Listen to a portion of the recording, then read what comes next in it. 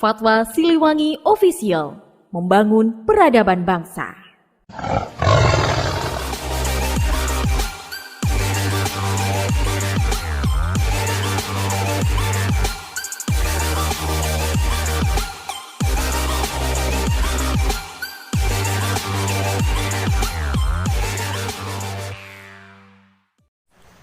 Kejaksaan Negeri Kabupaten Pasuruan setelah melakukan penyidikan selama 1 tahun lebih, akhirnya menetapkan tersangka kasus tindak pidana korupsi seorang ketua Yayasan Pendidikan yang menguasai aset Disperindak puluhan tahun dengan kerugian negara 400 juta rupiah lebih.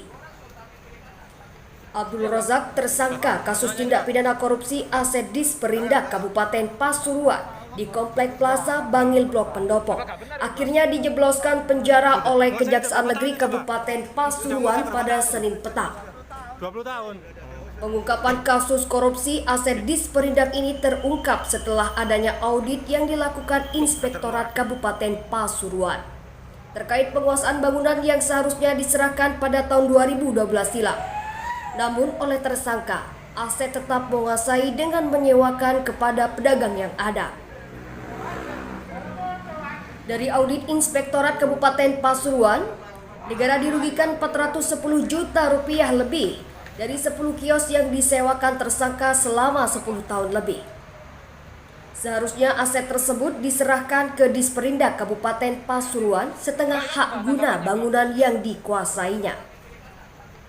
Ini terkait dengan penahanan saudara AR. Ini terkait dengan penyidikan yang sudah kita tangani terkait dengan tindak pidana korupsi di dalam pengelolaan di Plaza Bangil, khususnya di Untung Suropati, blok Pendopo.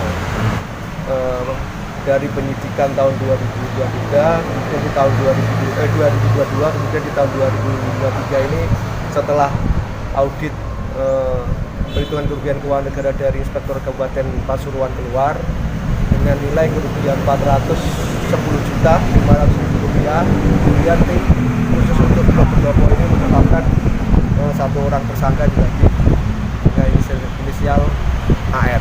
Apa perannya dia di sana?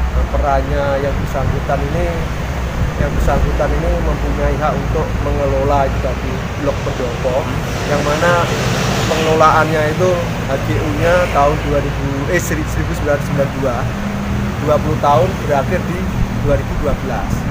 Nah, seharusnya setelah 2012 ini berakhir, yang bersangkutan itu menyerahkan kembali pengelolaan dari Blok Pendopo ini kepada Pemkab Kabupaten Pasuruan, terutama ke Dinas Perindustrian dan Perdagangan. Namun ternyata yang bersangkutan tetap menyewakan tadi kepada, itu ada sekitar 26 kios dari Pendopo itu, namun yang terisi 10, yang disewakan 10.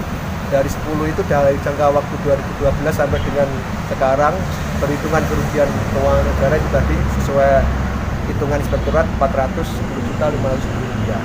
Ya, sebagai pembina yayasan tadi, salah satu universitas di Memiliki SHM atau gimana untuk menguasai pendopo itu? Bukan SHM, itu ada namanya PT Emosi Nasional apa gitu. Kemudian yang bersangkutan itu PT itu.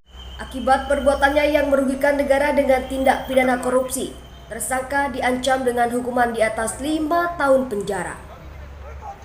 Saat ini tersangka dititipkan di Rutan Bangil selama 20 hari untuk proses penyidikan lebih lanjut dan menghindari perbuatan melawan hukum. Tim Fatwa Siliwangi melaporkan.